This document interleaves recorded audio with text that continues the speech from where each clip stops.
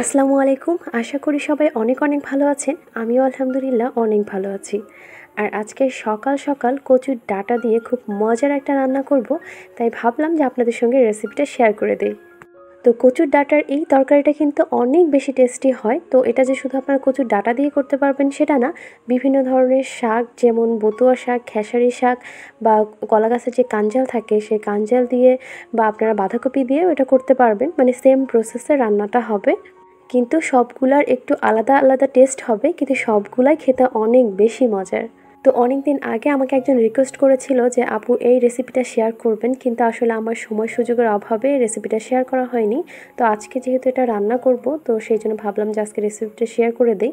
আসলে এই রান্না যে এর আগে বাসায় এর মধ্যে হয়নি সেটা না, অনেকবার রান্না করা হয়েছে, কিন্তু রেসিপি আকারে আসলে আপনাদের সঙ্গে শেয়ার করা হয়নি। তো আমি বেশ কিছু কচুর ডাঁটা কেটে নিয়ে এসেছি এবং পানি দিয়ে এখন খুব ভালো করে এটাকে পরিষ্কার করে নিচ্ছি। তো আমাদের এদিকে এটাকে কিন্তু অজাত কচু বলা হয়, মানে হচ্ছে এটা কিছুটা গলায় লাগে মাঝে মাঝে, মানে হচ্ছে মাঝে মাঝে আর কি গলায় একটু চুলকায়। কিন্তু এই কচুগুলা কেন জানি ভালোই, আমি দেখি যে এগুলার এই রেসিপিটা রান্না করলে কচুর ডাঁটা দিয়ে এটা কেন জানি গলা চুলকায় না। তো এই রেসিপিটাকে আমাদের এখানে যেটা নাম বলা হয় সেটা হচ্ছে পিঠালু। তো অন্য কোনো জায়গায় অন্য কোনো নামে এটা পরিচিত কি না আমার আসলে জানা নেই। তো এখন এই যে ধুয়ে নেওয়া কচুর ডাঁটাগুলা আমি সুন্দর করে ছোট ছোট করে কেটে নিচ্ছি। আমি হচ্ছে কচুর পাতাটাও নিব, তবে এটা সবচেয়ে বেশি ভালো হয় যদি আপনারা একদম কচি ডাঁটাগুলা নিতে পারেন। তো যেহেতু আমার বাসায় একটু কচুর সংখ্যা কম, আমার বাসায় মাটি তোলার কারণে অনেক কচু গাছই হচ্ছে তুলে ফেলতে হয়েছে, সেই জন্য এখন কচু গাছের সংখ্যা কম, তাই যেগুলো আমি পেয়েছি সব তুলে নিয়ে এসেছি। মানে মোটামুটি কচি যেগুলো পেয়েছি। তো আপনারা চেষ্টা করবেন যে একদম ওই যে পাতাগুলো মোড়ানো থাকে ওইরকম কচি পাতাগুলো নেওয়ার জন্য, তাহলে এটা বেশি টেস্টি হবে। তো শুরুতে আমি খুব অল্প পরিমাণ তেল দিয়ে সেখানে পেঁয়াজ মরিচটাকে একটু ভেজে নিয়ে তারপর এখন মাছটাকে একটু হালকা রান্না করে নিব। মানে মাছটা আমরা যেভাবে কষাই সেভাবেই। আর এখানে যে মাছ রান্না করার সময় আমরা যে মশলাগুলো ব্যবহার করে থাকি সেগুলো একে একে দিয়ে দিচ্ছি। আর শুরুতে অল্প তেল দেওয়ার কারণ হচ্ছে যে আমি এটাকে পরে আবার তেলানি দিব, সেই জন্য শুরুতে অল্প তেল দিয়েছি। তো এখন মাছগুলো এখানে দিয়ে দিলাম, দিয়ে এটাকে কিছুক্ষণ রান্না করব। আর এটা যখন কিছুক্ষণ রান্না হয়ে যাবে, মানে মোটামুটি সেদ্ধ হয়ে যাবে, তখন এটাকে খুব সুন্দর করে ভেঙে নিব। তো এখানে দেখা যায় যে মাছটা চামচের সাহায্যে যদি আপনি কড়াইতে রেখেই মানে চুলায় থাকা অবস্থায় ভেঙে নেন, তাহলে কিন্তু এখানে কাঁটাগুলা থাকবে।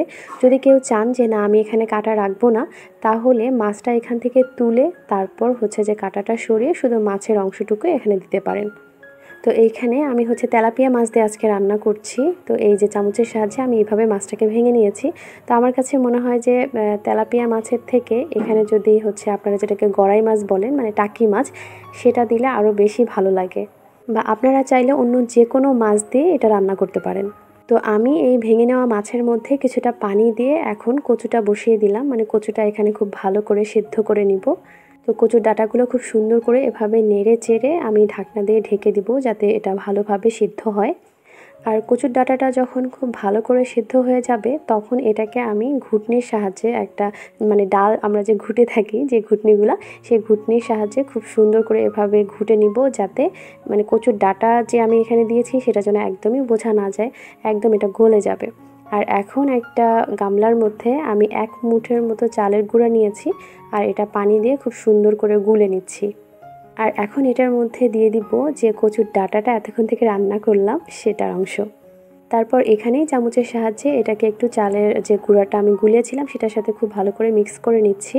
আর মিক্স করে নিয়ে এখন হচ্ছে যে এটাকে আমি তেলানি দিব। তো এখানে শুরুতে তেলের মধ্যে আমি পেঁয়াজ আর রসুনটা দিব, এটা একটু লাল লাল হয়ে গেলে এখানে একটু জিরা দিব, আস্ত জিরা। তারপর একটু নেড়ে চেড়ে এখানে আমি যে কচুর ডাঁটাটা ছিল সেটা ছেড়ে দেব। তারপর চুলার আঁচটা একদমই কম রেখে সুন্দর করে চামচ দিয়ে এভাবে নেড়ে নেড়ে কিছুক্ষণ রান্না করব, যাতে আমি এখানে যে চালের আটাটা ব্যবহার করেছি সেটা যেন খুব ভালোভাবে সিদ্ধ হয়ে যায় এবং এই যে কচুর ডাঁটাটা এটার সাথে খুব ভালো করে মিক্স হয়ে যায়। তো রান্নার শেষের দিকে একটু ভালো করে নাড়তে হবে চামচ দিয়ে, না হলে কিন্তু কড়াইয়ের তলায় বসে যেতে পারে। তো আমার রান্না কিন্তু শেষ, এখন একটু খেয়ে দেখার পালা যে আসলে কেমন হয়েছে। এটা আমার কাছে বরাবরই অনেক ভালো লাগে, এটা আমার ভাতের সাথে খাওয়ার থেকে এমনিতে খেতেই বেশি ভালো লাগে। তো এখন বিদায় নেওয়ার পালা। সবাই অনেক অনেক ভালো থাকবেন, সুস্থ থাকবেন। আজকের মতো বিদায় নিচ্ছি। আল্লাহ হাফেজ।